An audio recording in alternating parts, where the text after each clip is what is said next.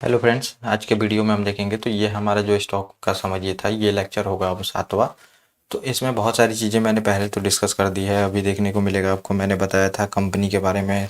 तो बहुत सारी कंपनियां मैंने आपको बताई थी, ये आपको देखने को मिलेगा। मैंने ये क्लासिफिकेशन भी, ये सब बहुत सारी चीज़ें हो चुकी हैं। तो अब आपको इसमें मतलब जो ये कंपनियां, टाइप ऑफ कंपनी मैंने बताया था आपको, पार्टनरशिप, सोल प्रोप्राइटरशिप आपको बताया था, जो सिंगल ओनर कंपनी होती है। फिर आपको मैंने पार्टनरशिप वाली भी बताई थी कंपनियां। पार्टनरशिप वाली कौन सी कंपनियां होती हैं? तो एक तो होता है मतलब सिंगल हैंडेड होता है, बस एक ही पर्सन उसको ऑपरेट करता है। फिर होता है आपको देखने को मिलेगा कि दूसरा, जो कि एक से अधिक लोग जो हो सकते हैं, वो मैंने आपको बताया था। ये भी कंपनियां यहाँ पे आपको देखने को मिलेंगी। तो ये भी मैंने जो आपको पार्टनरशिप वाली बताई थी। फिर आपको देखने को मिलेगा जो ये हिंदू अनडिवाइडेड फैमिली, जो HUF होता है, ये भी आपको मैंने बताया था। तो ये भी आपको देखने को मिलेगा। ये भी चीज़ें आपसे, तो ये भी कंपनी के बारे में आपको बता दी गई थी पूरी चीज़ें कि ये कंपनी कौन सी होती है। मतलब HUF जो होती है, हिंदू अनडिवाइडेड फैमिली, तो इसमें मतलब हिंदू परिवार वाले, इसमें जैन, हिंदू जैन आपको देखने को मिलेगा। जैन भी आते थे, उसके बाद सिख भी आते थे, इसमें बुद्धिस्ट भी आते थे। तो ये परिवार वाले, तो ये पहले कंपनियां का टाइप थी।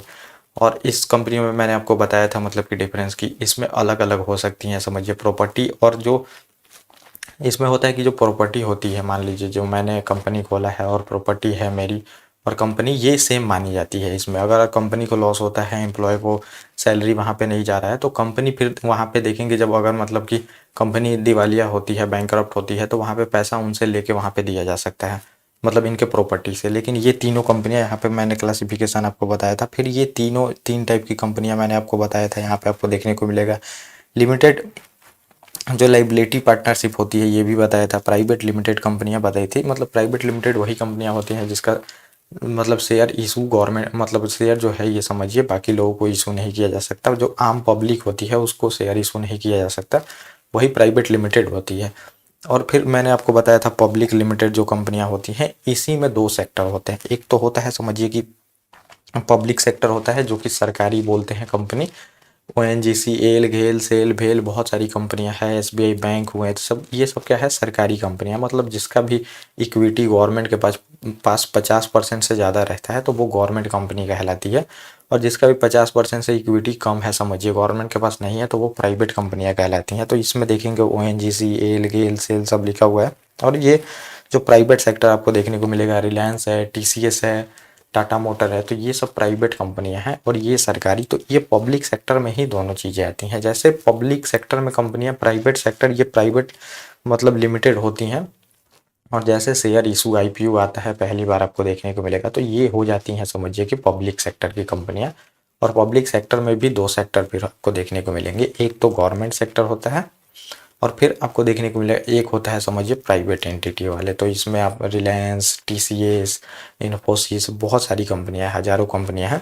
और फिर आपको देखने को मिलेगा गवर्नमेंट कंपनियां हैं। तो गवर्नमेंट कंपनियां भी बहुत हैं। तो ये एक गवर्नमेंट सेक्टर हो जाता है जिसका 50% से ज़्यादा इक्विटी हो गवर्नमेंट के पास।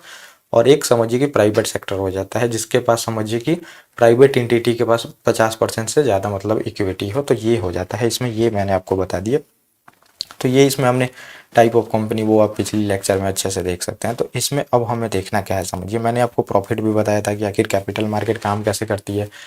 तो कैपिटल मार्केट मैंने सिंपल आपको बताया था कि कैपिटल मार्केट वही होता है जिसके पास एक मतलब समझिए कि लोग है, उसके पास मनी का डेफिसिट है, उसके पास पैसे कम है। और दूसरे लोग वो है समझिए कि जिसके पास सरप्लस मनी है, तो उनके पास मनी बहुत है, तो वही कैपिटल मार्केट में आते हैं। कैपिटल मार्केट में एक देने आएगा, एक लेने आएगा। समझिए ये मार्केट बना दिया गया है। जैसे बहुत सारे मार्केट हैं, आप कुछ खरीदने जाते हैं, कोई बेचने आता है, सेम वैसे ही चीज़ें कैपिटल मार्केट में होती है। कोई लोग बेचने आएगा, कोई बॉन्ड बेचेगा, कोई फिर देखेंगे कि आप शेयर इक्विटी ही बेच देगा। तो यही लोग आते हैं दोनों। मतलब एक तो समझिए जिसको पैसे बहुत हैं और इसके पास आइडिया तो है, कंपनी बनाने का आइडिया है, चाहे बिजनेस करने का आइडिया है, लेकिन उनके पास पैसे नहीं है।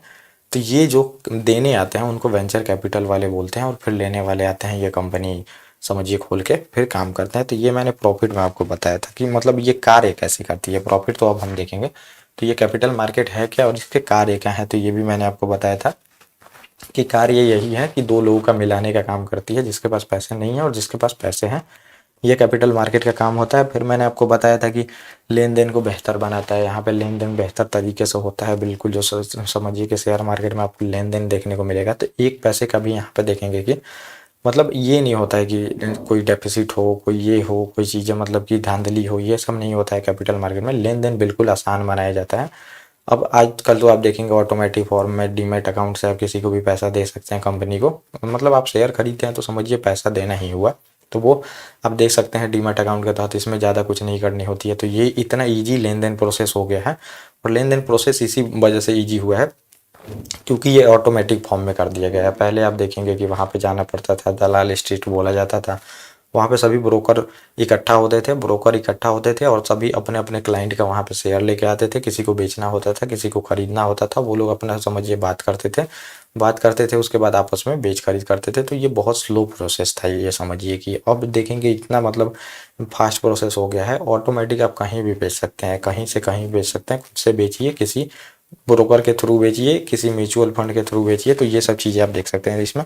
और ये मैंने ये भी बताया था आर्थिक विकास में ये कितना मददगार होता है। तो आर्थिक जो समझिए कि ग्रोथ होता है इकोनॉमी, क्योंकि कैपिटल मार्केट से ही देखेंगे कंपनियां बहुत सारी क्रिएट होती हैं। कैपिटल जब मिलेगा किसी, मान लीजिए मेरे पास आइडिया है लेकिन मेरे पास समझिए कि कैपिटल नहीं है, तो वो फिर कंपनी आगे नहीं बढ़ सकती है। और कैपिटल जब क्रिएट होता है, इससे बहुत सारे लोग वहाँ पे इन्वेस्ट करते हैं। तो अब कंपनियाँ खुलेंगी तो एम्प्लॉयमेंट मिलेगा तो फिर वो कमाएगा, फिर इन्वेस्ट करेगा। तो ये साइकिल बन जाता है जो कि ग्रोथ को बहुत ज़्यादा बूस्ट देता है इकोनॉमी के। तो कैपिटल मार्केट का ग्रो करना बहुत इंपॉर्टेंट होता है किसी भी अर्थव्यवस्था का मतलब ग्रो करने के लिए। तो ये भी मैंने आपको बताया था। फिर आपको देखेंगे कि धन की निरंतर उपलब्धता जो है समझिए बनी रहे, मतलब कि आपके पास जो समझिए यहाँ पे लिक्विडिटी हमेशा बनी रहनी चाहिए। इसके लिए भी बहुत इंपॉर्टेंट है, क्योंकि बहुत सारी कंपनियां पैसा लेने आएंगी, बहुत सारे लोग हैं पैसा देने आएंगे। तो ये लिक्विडिटी दोनों तरफ से बना रहना चाहिए। ऐसा नहीं है कि शेयर ही ना हो, ऐसा ना हो कि समझिए कि फिर पैसा ही ना हो कि कोई खरीद सके। तो दोनों तरफ से लिक्विडिटी बनी रहनी चाहिए। ये सब मैं पिछले लेक्चर में समझा चुका हूँ, ये बस आपको रिकैप मैं यहाँ पे करा रहा हूँ। तो ये फिर आपने देखेंगे। और फिर अब राष्ट्रीय आय जो होती है, नेशनल इनकम बढ़ाने के लिए इंपॉर्टेंट होती है। तो जितना समझिए कि कैपिटल फॉर्मेशन होगा मतलब कि देश में जितनी कंपनियां खुलेंगी उतना मतलब समझिए कि प्रोडक्शन होगा उतना जीडीपी बढ़ेगी। तो जीडीपी सिंपल आप समझ सकते हैं कि जितना आपके देश में मतलब कि वस्तुओं का उत्पादन होता है, उसी का जो मूल्य होता है समझिए उसको जीडीपी हम बोलते हैं। तो वो मूल्य ही तो बढ़ेगा, क्योंकि प्रोडक्शन बढ़ रहे हैं, मूल्य बढ़ेगा तो फिर जितना पॉपुलेशन होगा उससे वहाँ पे भाग दिया जाता है। तो फिर वो आपका नेशनल इनकम आ गया पूरे देश का। तो ये नेशनल इनकम बढ़ाने में भी बहुत बड़ा काम ये करता है, आपको देखने को मिलेगा। फिर आपको देखने को मिलेगा कि ये जो है समझिए लेन देन और लागत, और जो समझिए कि सूचना लागत है उसको कम करता है। तो बहुत ज़्यादा यहाँ पे आप देखेंगे लेन देन के अब जो ये कैपिटल मार्केट है तो ये कम हो गया है। पहले आप बैंक से लेते हैं, फिर इंटरेस्ट रहता है, फिर वहाँ पे आप देखेंगे बहुत सारे कर्मचारी वगैरह रखने होते थे। तो वो बैंक का प्रोसेस भी बहुत लंबा है। और बैंक तो समझिए शेयर देती नहीं है, मतलब वो आपका शेयर कंपनी का तो खरीदेगी नहीं, वो आपको समझिए कि डेट ही देगी, उधार देगी, उस पर इंटरेस्ट लेगी। तो ये लेन देन उतना अच्छा नहीं हो पाता। ये सब मैं पहले बता चुका हूँ आपको कंपनियों का। फिर देखेंगे निवेशक के प्रतिभूतियों, जो ये समझिए कि प्रतिभूति जो बेचने वाले होते हैं, सिक्योरिटी बेचने वाले, फिर देखेंगे जो खरीदने वाले हैं, तो उनके बीच में आसानी बनाती है ये जो मार्केट है कैपिटल मार्केट, तो खरीदने बेचने वाले के।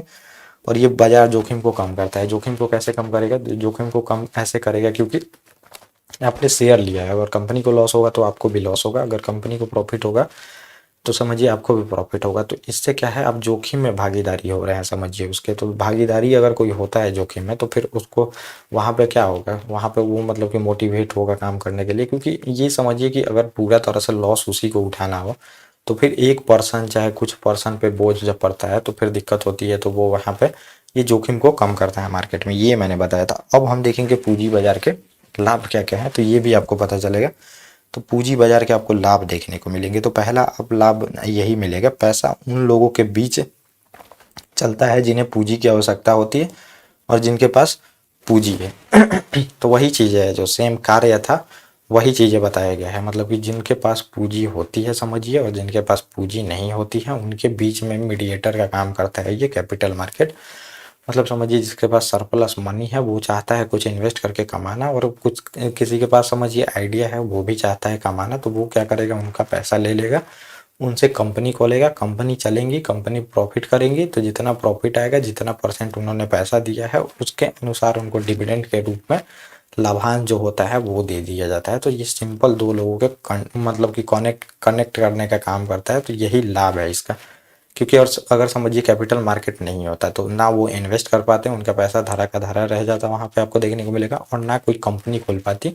मतलब मेरे पास आइडिया है लेकिन मैं कंपनी भी नहीं खोल पाता, और ना वो इन्वेस्ट भी कर पाते, तो एक तो वो देश के ग्रोथ में भी काम नहीं आता समझिए, ना उनका ग्रोथ होता, और ना जिसके पास आइडिया हो है समझिए उसका ग्रोथ होता। तीनों को लॉस है, देश को भी लॉस है, जिसके पास पैसा है उसको भी लॉस है, फिर आपको देखने को मिलेगा जो समझिए कि आइडिया है मेरे पास तो मेरा भी लॉस है इसमें, ये भी आपको देखने को मिलेगा। तो ये होता है। और लेन देन जो समझिए है ये अधिक कुशल हो जाता है, वही चीज़ें हैं जो मैंने बताया, अधिक कुशल कैपिटल मार्केट के ही वजह से हो जाता है। अब ये समझिए जो तीनों पार्टियां आई हैं, मतलब तीनों पार्टियां, इसमें गवर्नमेंट भी इन्वॉल्व होती हैं, पब्लिक इन्वॉल्व होती हैं, और जो प्राइवेट सेक्टर है कंपनियां वो भी इन्वॉल्व होती हैं। तो ये तीनों को कनेक्ट करने का काम जो है ये कैपिटल मार्केट में होता है। और कनेक्ट करने का काम कौन करती है? कैपिटल मार्केट में जो मैंने बताया था एक मार्केट है, लेकिन उसमें दुकान है जहाँ से आप प्रोडक्ट खरीद सकते हैं, बेच सकते हैं।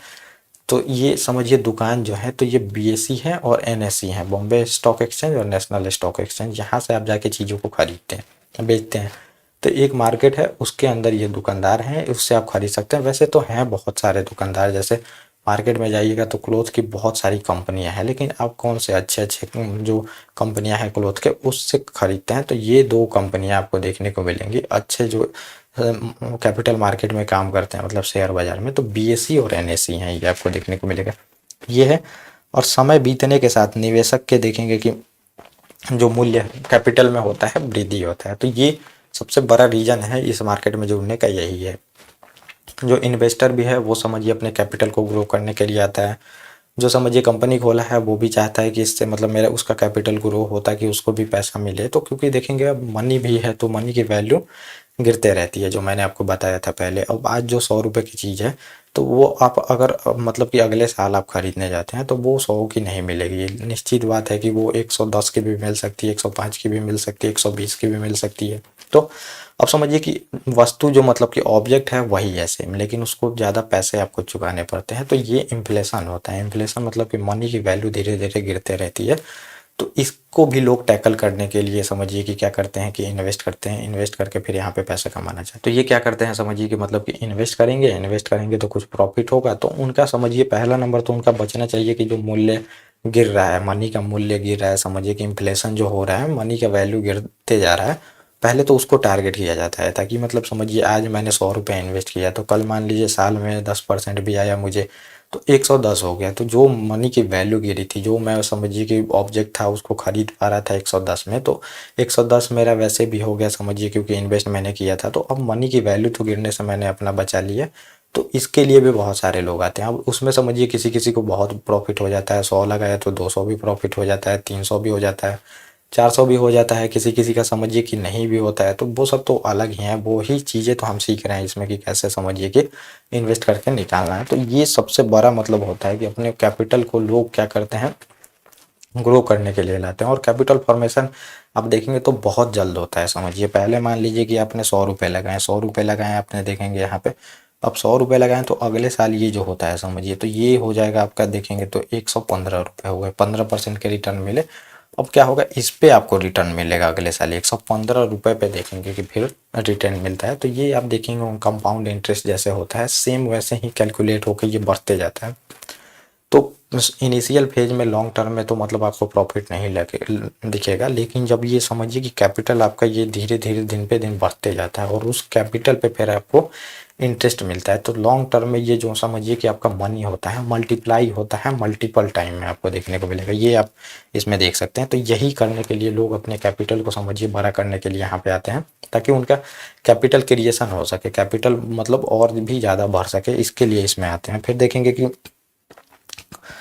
ब्रांड जो है जैसी प्रतिभूतियों द्वारा प्रदान की जाने वाली ब्याज दरें बैंकों द्वारा दी जाने वाली ब्याज दर होती है उससे अधिक होती है। तो अब इसमें समझिए कैपिटल मार्केट में क्यों आएगा कोई, क्योंकि आपको देखिएगा कि एफडी कराते हैं, फिक्स डिपॉजिट, उसमें भी पैसे मिलते हैं, बैंक में भी जमा करते हैं तो इंटरेस्ट दिया जाता है। लेकिन फिर भी लोग कैपिटल मार्केट में क्यों जाते हैं, क्योंकि यहाँ पे समझिए कि प्रॉफिट ज़्यादा है। लेकिन यहाँ पे समझिए कि प्रॉफिट ज़्यादा है तो वो जो एक्सपर्ट होगा वही निकाल सकता है, सभी नहीं निकाल सकते हैं।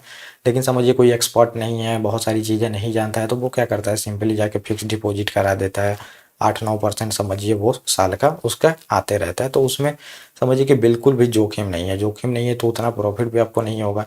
फिक्स डिपॉजिट करा दे, बहुत सारी चीज़ें हैं करा दे, लेकिन कैपिटल मार्केट में आपको देखने को मिलेगा कि अनलिमिटेड रिटर्न भी मिलते हैं।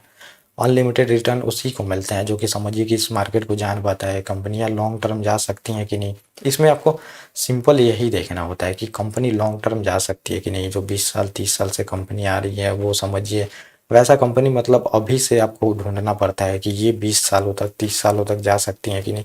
फिर वो कंपनियां अपने पैसे आपके पैसे को मल्टीप्लाई यहाँ पे करती हैं। तो ये वो सब अलग चीज़ें हैं जो कि मैं आपको फंडामेंटल एनालिसिस जब बताऊंगा, फिर टेक्निकल एनालिसिस हम देखेंगे तो उसमें देखेंगे कि ये सब चीज़ें कैसे ढूंढी जाती है। फिर तो इसमें यही होता है समझिए, जो बैंक आपको मतलब इंटरेस्ट देती है उससे ज़्यादा हमें निकालना होता है, ज़्यादा निकालना होता है, इसीलिए हम इसमें आते हैं। जितना समझिए बैंक देती है उतना तो इन्फ्लेशन ही हो गया रहता है।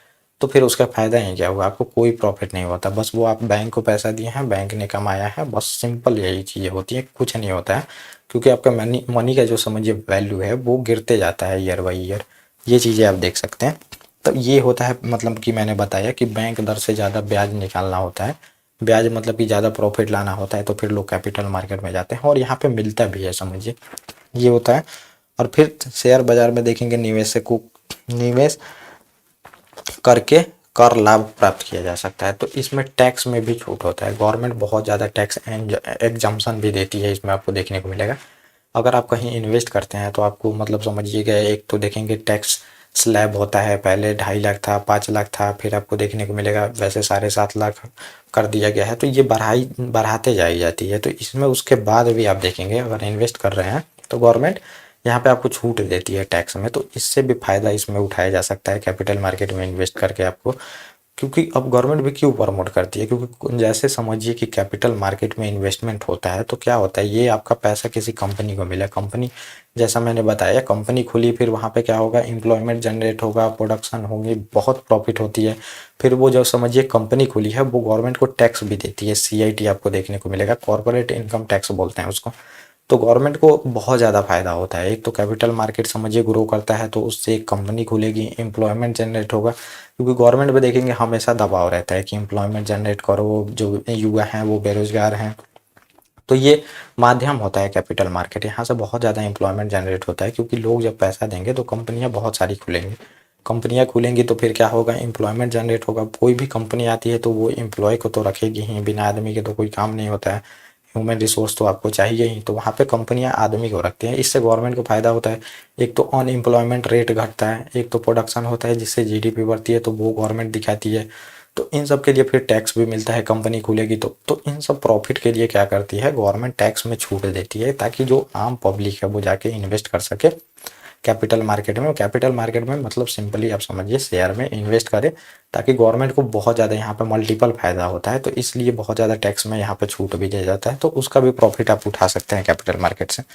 और देखेंगे निवेश की एक विस्तृत श्रृंखला का गुंजाइश होता है। तो ये आप देखेंगे तो जो इन्वेस्टमेंट होता है ये किसी भी समझिए कि मतलब देश के लिए बहुत इंपॉर्टेंट होता है। तो अभी हमारा देखेंगे तो बचत कितना है, समझिए बचत ही होता है वो इन्वेस्टमेंट में चला जाता है। अब मान लीजिए मैंने कितना कमाया, 100 रुपये कमाया, तो 100 रुपये कमाया, 70 रुपये खर्च किए तो समझिए 30 रुपये में बचा रहा। वैसे ही पूरे देश में आप देखेंगे तो ये मैं बचाऊंगा तो क्या करूँगा, कहीं ना कहीं तो इन्वेस्ट ही करूँगा।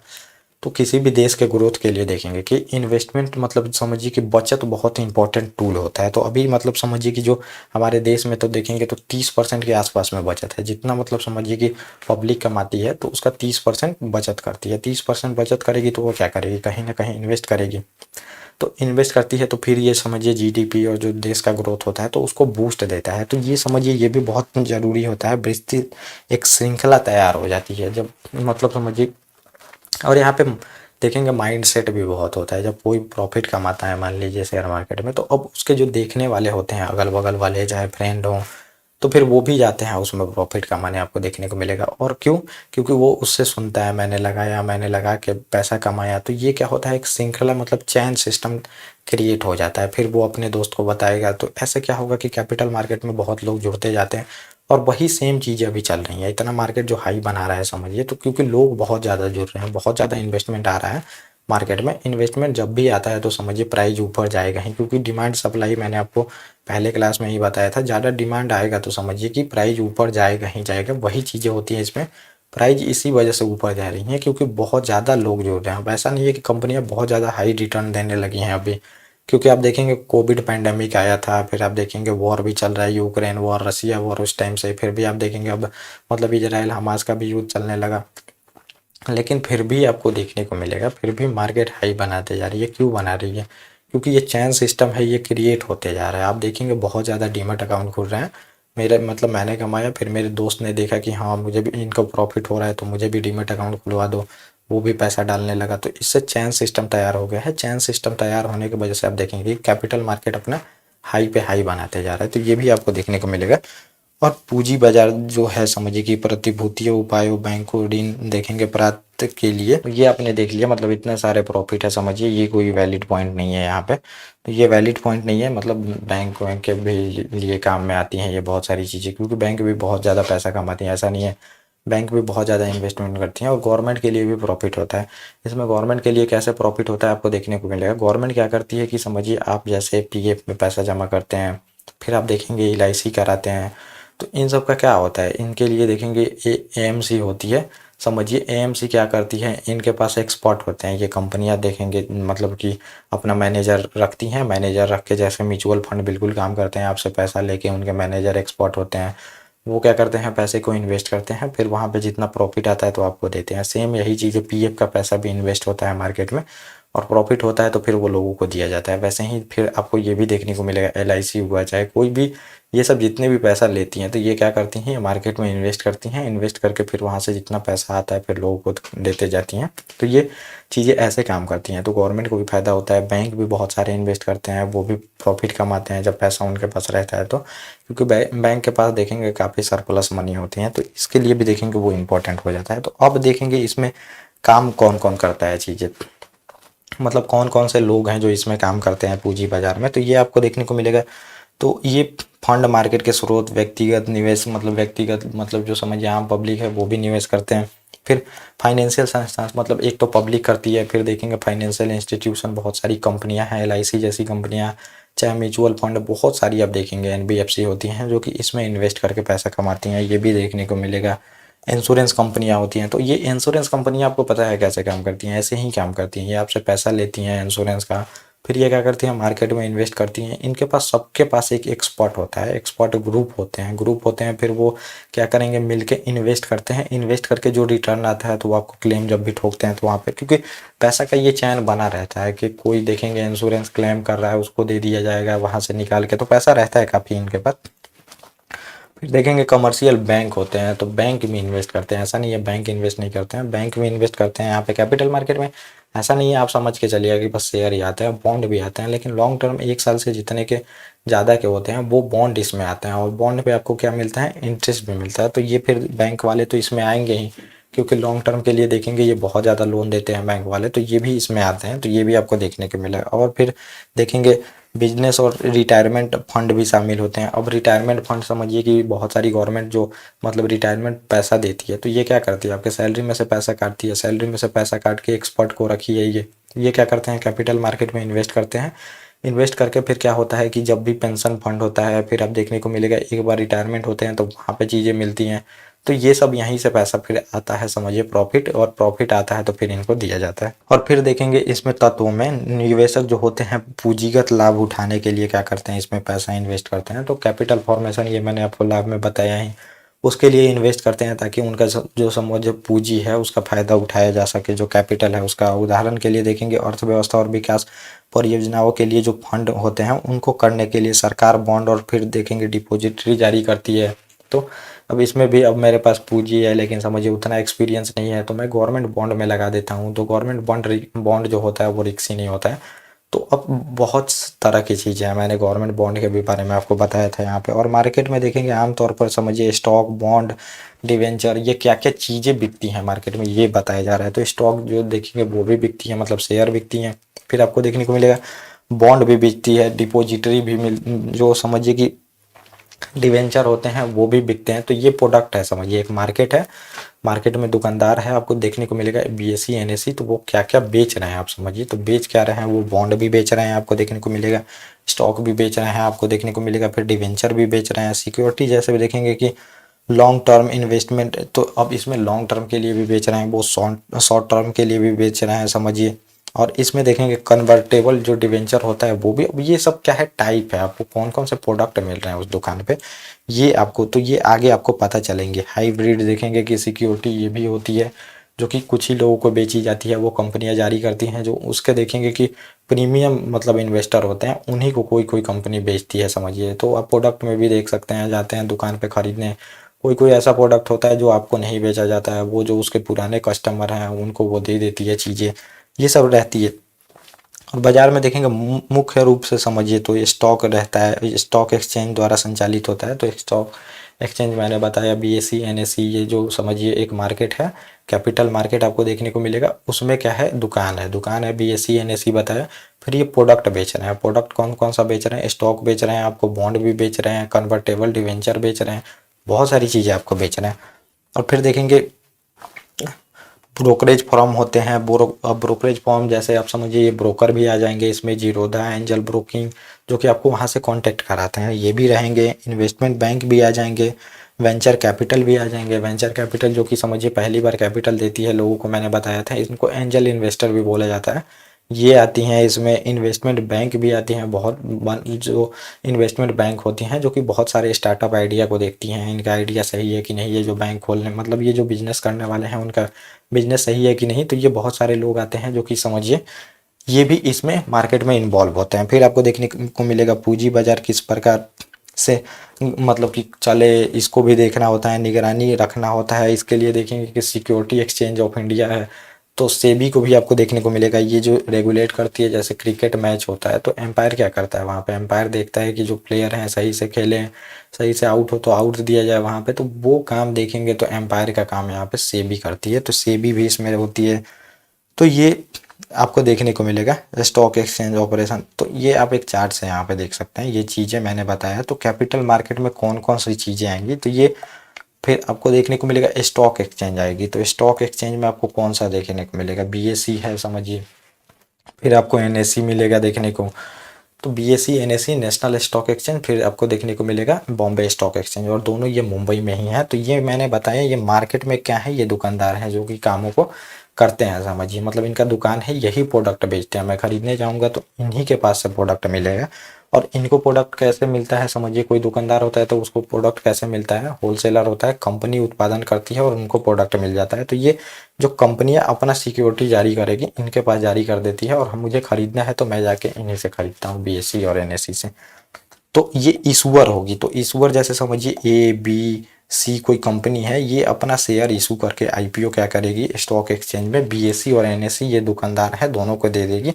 अब समझिए मुझे खरीदना है तो मैं बीएसई एक ये दुकानदार से भी खरीद सकता हूँ, एनएसई इस दुकानदार से भी खरीद सकता हूँ, लेकिन जो ये प्रोडक्ट मिलेगा मुझे, अब मान लीजिए आईफोन है समझिए, आईफोन है तो आप किसी भी दुकान से खरीदिए, क्रोमा से खरीदिए, सिंपल दुकानदार से खरीदिए, आपको मिलेगा क्या, आईफोन ये मिलेगा। तो इसी का शेयर मिलेगा, आप या बीएसई खरीदिए या फिर एनएसई से खरीदिए, ये जो कंपनी आईपीओ जनरेट करके इन लोगों को दी है वही चीज़ें ये बेचेंगे आपसे।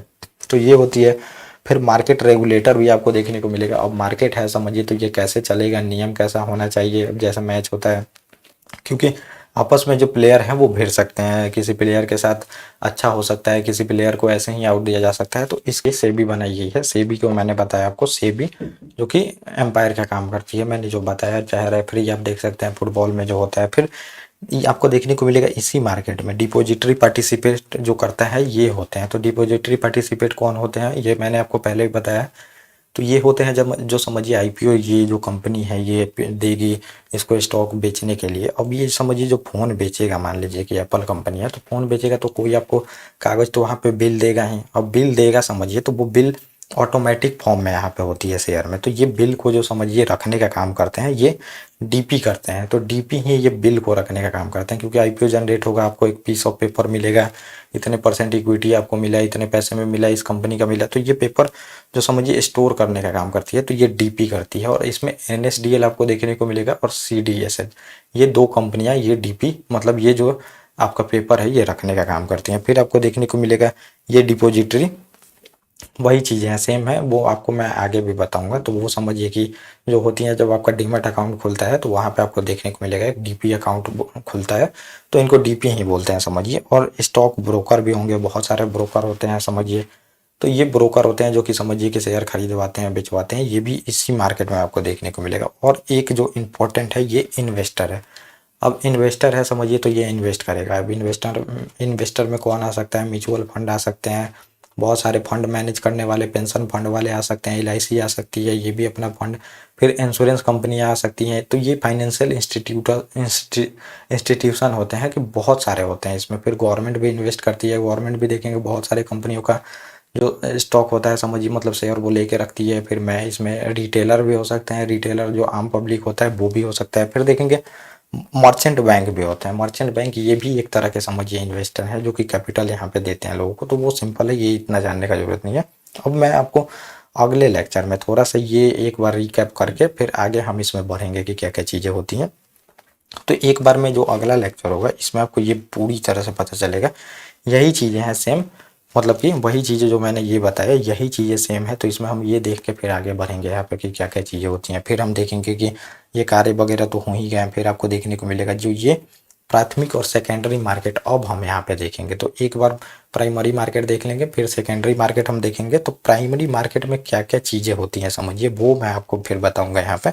तो उसमें आईपीओ, एफपीओ, ओपीएस फिर देखेंगे, एंड राइट इशू, ये सब जितने शेयर प्राइमरी मतलब फर्स्ट फेज में इशू होते हैं वो हम देखेंगे। फिर फर्स्ट फेज में इशू हो जाएंगे, मतलब पब्लिक को मिल जाएंगे, और पब्लिक से बेचेगी, तो समझिए वो सेकेंडरी मार्केट में आएगा। तो वो हम सेकेंड लेक्चर में फिर मतलब उसके बाद इन सब चीज़ों को फिर देखेंगे। आईपीओ के बारे में बहुत सारी चीज़ें मैं बताऊंगा, बहुत सारे मतलब टाइप ऑफ शेयर जो होते हैं, कौन कौन से शेयर खरीदे जाते हैं, ये सब चीज़ें हम अगले लेक्चर में देखेंगे। Okay guys, thank you. और अब हम मिलेंगे अपने नेक्स्ट टॉपिक।